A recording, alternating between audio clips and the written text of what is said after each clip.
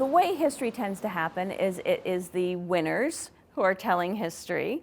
And so the earliest people doing history in Rochester were interested in learning about their ancestors and the pioneers. Over time, we start to expand that narrative.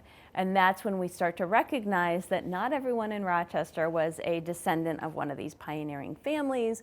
And we start to realize that there were other important and interesting stories out there to tell. And that's when we start recognizing the progressive reforms that Rochester was active in. We start realizing the contributions of African Americans and of immigrants and of women, and start to expand the narrative.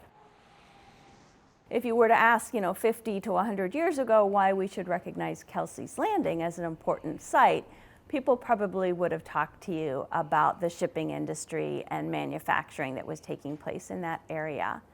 Now, of course, we recognize the contributions of Frederick Douglass and the role that Rochester played on the Underground Railroad. And so the significance of Kelsey's Landing takes on a different story when you look at it that way. Kelsey's Landing was a place where freedom seekers were able to come to Rochester, be sheltered, and then go to Kelsey's Landing to get on a boat to the safety of Canada, where slavery had already been outlawed.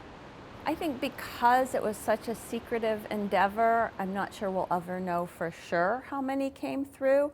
I have heard reports that there were as many as 150 people coming through Rochester a year during the 1850s.